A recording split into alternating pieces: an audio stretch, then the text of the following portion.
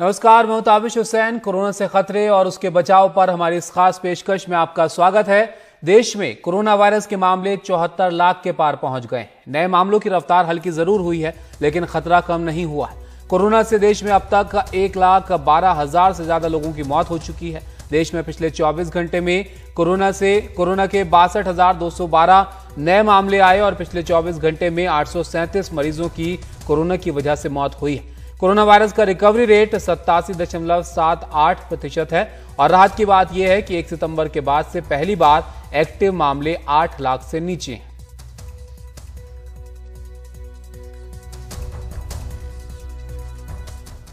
और से बात करने के लिए हमारे साथ डॉक्टर रणदीप गुलेरिया मौजूद हैं, डायरेक्टर एम्स। सर, स्वागत है आपका इस खास पेशकश में। डॉक्टर गुलेरिया, काफी वक्त बाद जो कोरोना के एक्टिव मामले हैं वो थोड़ा नीचे आए हैं, 8 लाख से कम ये एक्टिव केस अब हैं, तो राहत की खबर इसको माना जाए? बिल्कुल, इसको राहत की खबर तो हम मान सकते हैं, क्योंकि इसका ये मतलब है कि केसेस अब थोड़े थोड़े कम होने लगे हैं और कुछ हद तक बीमारी कंट्रोल में आ रही है। लेकिन अगले 2-3 महीने बहुत ही गंभीर हो सकते हैं, क्योंकि फेस्टिव सीजन है, लोग बाहर इकट्ठे मिलेंगे, क्राउड भी हो सकता है, और लोग मास्क अगर ना ठीक से डालें या फिजिकल डिस्टेंसिंग ना रखें तो फिर केसेस बढ़ने का डर है। दूसरा, ठंड का मौसम है, ठंड में वायरस जो है उनके इन्फेक्शन रेट बढ़ता है, स्पेशली जो हम कहते हैं रेस्पिरेटरी वायरसेस का। और तीसरा, जैसे आपने कहा कि पोल्यूशन भी बढ़ रहा है, और ये देखा गया है कि पोल्यूशन से भी कोविड के इंसिडेंट से अब नंबर्स बढ़ते हैं और लोगों के फेफड़े भी कुछ हद तक कमज़ोर हो जाते हैं, क्योंकि वो जब प्रदूषित हवा सांस की नाली से अंदर जाती है तो उससे भी सांस की नाली में और फेफड़े में सोजिश होने के कारण ज़्यादा सीरियस इन्फेक्शन भी हो सकता है। तो इन सब फैक्टर्स पे डॉक्टर गुलेरिया कैसे लोगों को आगे बढ़ना चाहिए? क्योंकि अब फेस्टिव सीजन है, हमने देखा कि अब सोशल डिस्टेंसिंग तो कम ही लोगों में नजर आ रही है, बाजार सब तमाम जगह पर खुली गए हैं। और दूसरी बात ये भी कि हवा में पॉल्यूशन बढ़ता है ठंड के टाइम में, दिल्ली में तो हवा वैसे ही अब खराब होने लग गई है। तो इन तमाम फैक्टर्स को लेकर कैसे लोगों को आगे बढ़ना चाहिए? तो इसमें 2-3 चीजें हैं। पहली चीज कि हम लोग आपस में क्या कर सकते हैं। पहली चीज तो ये समझना है कि इस साल हमें थोड़ा फेस्टिव सीजन जो है वो थोड़ा इतना सेलिब्रेट नहीं करना पड़ेगा। हमें ये समझना पड़ेगा कि इस साल चाहे वो दुर्गा पूजा हो, दशहरा हो, छठ हो, वो हम अगले साल ज्यादा कर लें, इस साल कम करें। ये जरूरी देखें कि क्राउड ना बने, लोग इकट्ठे ना हो।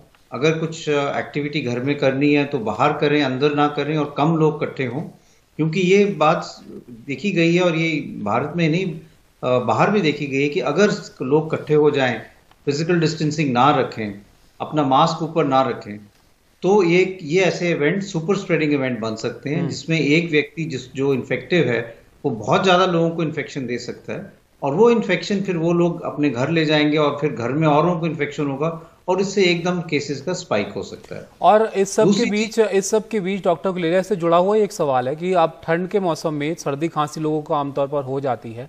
ऐसे में जो रेस्पिरेटरी ड्रॉपलेट्स हैं, इसको लेकर भी ये माना जा रहा है कि ये 6 फीट से ज्यादा दूर तक जा सकते हैं जब आप चीखते खांसते हैं तो इससे ज्यादा खतरा बढ़ सकता है क्या ठंड के मौसम में?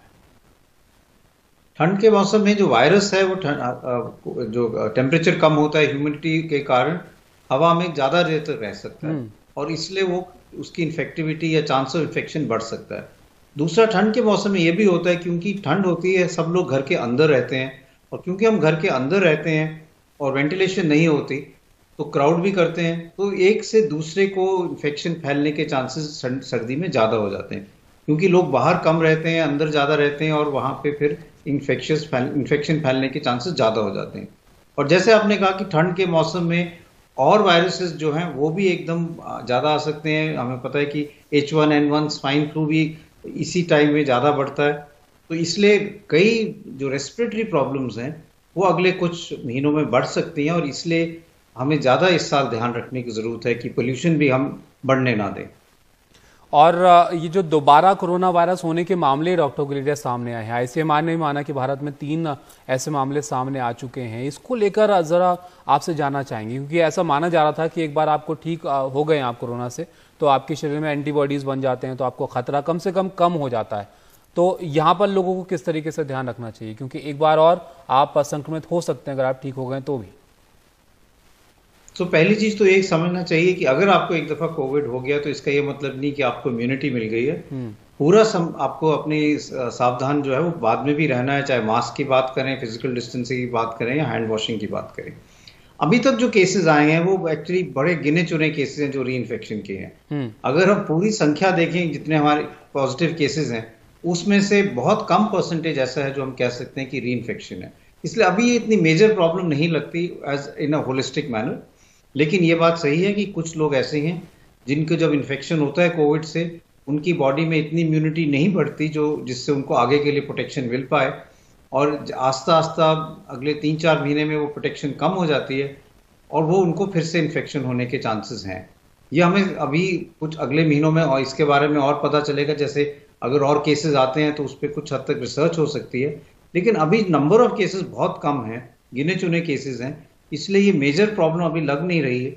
लेकिन जैसे जैसे रिकवरी रेट बढ़ेगा, ज़्यादा रिकवर्ड केसेस होंगे और वो भी उसमें भी टाइम निकलेगा, तब पता चलेगा कि इम्यूनिटी किन लोगों में कम हो रही है और उसका क्या कारण है। और डॉक्टर गुलेरिया आपसे एंटीबॉडी पर भी बात करेंगे क्योंकि उसको लेकर भी कई सारे सवाल हैं। छोटे से ब्रेक के लिए यहाँ पर रुकते हैं, जल्द हाजिर होता है।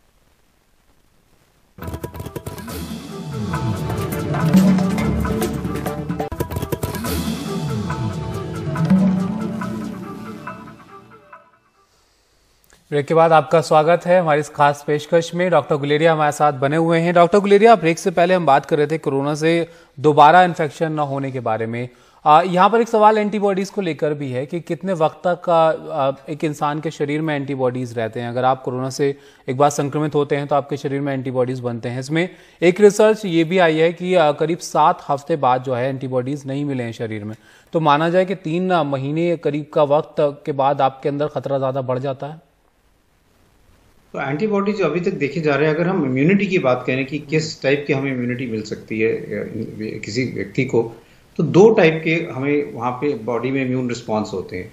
एक तो जो हम कहते हैं ह्यूमोरल इम्यूनिटी जिससे एंटीबॉडीज बनती हैं, और दूसरे हम कहते हैं सेलुलर इम्यूनिटी जिससे हम कहते हैं सेल मीडिएटेड इम्यूनिटी या टी सेल इम्यूनिटी। अब ये माना जाता है कि जो वायरल इन्फेक्शन हैं जो सेल के अंदर जाती हैं उनमें टी सेल इम्यूनिटी जो है वो ज़्यादा स्ट्रांग रहती है, और जो ह्यूमरल इम्यूनिटी है जिससे एंटीबॉडीज बनते हैं वो भी कामयाब है, लेकिन वो इतने कामयाब नहीं है। तो अभी जो हम जो टेस्ट कर रहे हैं वो जो सिंपलर टेस्ट हैं जिससे हम एंटीबॉडीज देख सकते हैं।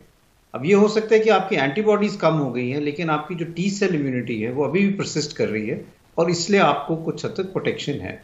लेकिन ये भी देखा गया है कि कुछ लोग ऐसे हैं जिनको माइल्ड इन्फेक्शन होता है और उनमें इम्यून रिस्पॉन्स इतना स्ट्रांग नहीं होता है, और जैसे आपने कहा 3 से 6 महीने में उनकी इम्यूनिटी कम होने लगती है, और यही कारण माना जा रहा है कि कुछ लोगों में री इन्फेक्शन हो सकता है।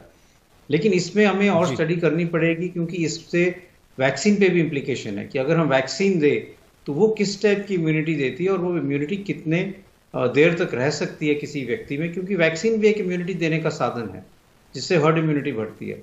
तो वो वैक्सीन जो सबसे ज़्यादा देर तक इम्यूनिटी देगी और सस्टेनेबल रहेगी वो ज़्यादा कामयाब होगी। तो अभी ये कहना मुश्किल है कि आपके अगर एंटीबॉडीज कम होगी तो आपको कोई इम्यूनिटी नहीं है, लेकिन ये बात सही है कि थोड़ा रिस्क तो रहेगा क्योंकि अब आपकी एक टाइप की इम्यूनिटी तो कम हुई है। तो आपके शरीर का इम्यून रिस्पांस कैसा है ये भी काफ़ी इंपॉर्टेंट है डॉक्टर गुलेरिया, जिस तरीके से आप बता रहे हैं। लेकिन एक रिसर्च ये भी है कि ओ पॉजिटिव जो ब्लड ग्रुप के लोग हैं उनके अंदर कोरोना का खतरा ज़्यादा है उनके मुकाबले जिनके बाकी ब्लड ग्रुप्स हैं, ए या ए बी या बाकी जो ब्लड ग्रुप वाले लोग हैं। ऐसा भी है क्या?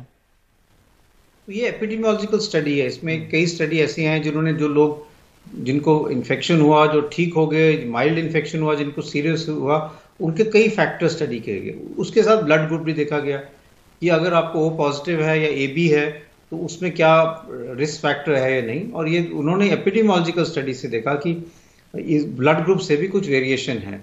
इसका क्लिनिकल इम्प्लीकेशन बहुत ज़्यादा नहीं है अभी के कहना कि इससे कोई प्रोटेक्शन है। एक चीज़ और जो देखी गई है वो यही है कि अगर हम कोविड की बात करें तो ज़्यादा महिलाओं में कम इन्फेक्शन सीरियस होता है, जेंट्स में ज़्यादा होता है, जिसको लोग हार्मोनल बेसिस के हार्मोन्स के बेसिस में भी मानते हैं कि विमेन आर स्ट्रॉन्गर। तो कुछ हद तक कई इनहेरेंट चीज़ें हैं, चाहे हम ब्लड ग्रुप की बात करें या इंडिविजुअल जेंडर की बात करें, लेकिन अभी इसमें कितना ट्रीटमेंट या ओवरऑल हमारी स्ट्रैटेजी में फर्क पड़ेगा ये कहना मुश्किल है।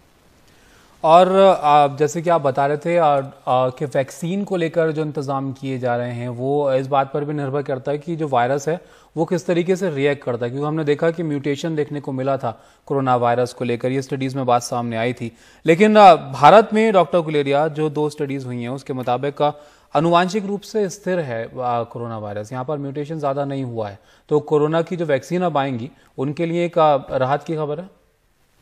बिल्कुल, अगर हम देखें कोरोना वायरस जो है उसमें अगर जो म्यूटेशंस हैं वो ज़्यादा सीरियस टाइप की म्यूटेशन नहीं है।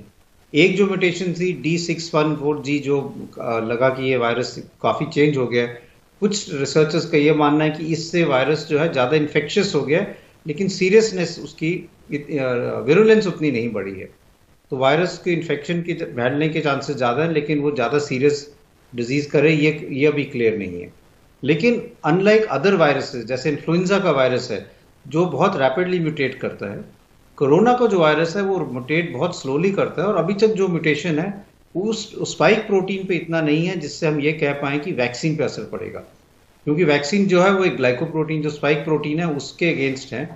तो अभी तक जो भी रिसर्च हुई है उसमें ये देखा गया है कि जो भी म्यूटेशन जो माइनर म्यूटेशन कोविड इस कोरोना वायरस में हुए हैं उससे वैक्सीन की एफिकेसी में फर्क नहीं पड़ना चाहिए। वैक्सीन के ऊपर इसका ज़्यादा असर पड़ना नहीं चाहिए, लेकिन वैक्सीन तो कई सारी हमारी तैयार हैं, लगभग उनके जो टेस्ट हैं वो अब किए जा रहे हैं डॉक्टर गुलेरिया। लेकिन डिस्ट्रीब्यूशन को लेकर भी सवाल है, जिसको लेकर आज एक उच्च स्तरीय समीक्षा बैठक भी की गई। उसको लेकर आप क्या सुझाव देना चाहेंगे? किस तरीके से लोगों को इंतजार करना चाहिए या किन चीज़ों की ज़रूरत इसके बाद पड़ेगी? तो वैक्सीन बनाना एक काम है, वैक्सीन की मास प्रोडक्शन करना और उसका डिस्ट्रीब्यूशन करना एक और बड़ा काम है, और इसके लिए पूरी तैयारी करनी चाहिए। जो बड़े हाई लेवल में आज प्रधानमंत्री जी ने भी मीटिंग ली वो की जा रही है, और उसमें यहाँ से कि हमारे पास कितने डोजेज होंगे, उतने नीडल्स चाहिए, उतने सिरिंज चाहिए, उतना ट्रेन्ड मैन पावर चाहिए जो ये वैक्सीन दे पाए। और अगर इसके 2 डोजेज देने हैं तो 2 डोजेज देने की पूरा ट्रेनिंग होनी चाहिए। उसके बाद जब वैक्सीन बनती है तो उसको हम कोल्ड चेन मेंटेन करके वैक्सीन को एक टेम्परेचर में मेंटेन करना है। अगर उसका टेम्परेचर उससे बढ़ गया तो वैक्सीन खराब हो सकती है, उसकी एफिकेसी खत्म हो सकती है। तो उस कोल्ड चेन को हम प्रोडक्शन से फैक्ट्री से लेके जहां तक हम डोर स्टेप में किसी को वैक्सीन लगाएंगे वो पूरी चेन कैसे मेंटेन करेंगे वो भी बहुत जरूरी है कि इतने डोजेज आएंगे, कहाँ पे कोल्ड स्टोरेज में स्टोर होंगे, वहां से उसकी कैसे बांटे जाएंगे अलग अलग क्षेत्र में, चाहे वो गांव हो चाहे वो शहर हो। और उसके साथ प्रायोरिटाइजेशन, किसको पहले वैक्सीन लगनी चाहिए, हम वो उसकी एक प्रायोरिटी बनानी पड़ेगी, क्योंकि इतने डोजेस तो शुरू में अवेलेबल नहीं होंगे कि सबको लग पाए। तो हमें ये देखना पड़ेगा कि हम उन लोगों को चुने जिनको ज़्यादा इन्फेक्शन होने के चांसेस हैं, जिससे हम वायरस की स्प्रेड को रोक पाएं, और उन लोगों को चुने जिनमें ज़्यादा सीरियस इन्फेक्शन के चांसेस, जिससे डेथ रेट कम कर पाएं। तो इस पे भी एक पूरी रिसर्च की और एक पूरा प्रायोरिटी लिस्ट बनाने की जरूरत है, और ये WHO ने भी कहा है और भारत में भी ये काम चला हुआ है जिससे ये लिस्ट बन पाए। तो वैक्सीन पर तो काम हो रहा है और उसके साथ साथ और सारी तैयारियां करने की भी ज़रूरत है। डॉक्टर गुलेरिया, बहुत बहुत शुक्रिया आपका हमारे साथ जुड़ने के लिए और ये तमाम सलाह लोगों को देने के लिए। तो डॉक्टर गुलेरिया आपको सलाह दे रहे थे। इस तरीके से हम आपके लिए ये खास शो लेकर हाजिर होते रहते हैं, लेकिन सर्दियों से पहले आप खासतौर पर ज़्यादा ध्यान रखिए। कोरोना का खतरा अभी भी बना हुआ है, रफ्तार ज़रूर कम हुई है, लेकिन खतरे से आपको बचाव करना ज़रूरी है। नमस्कार।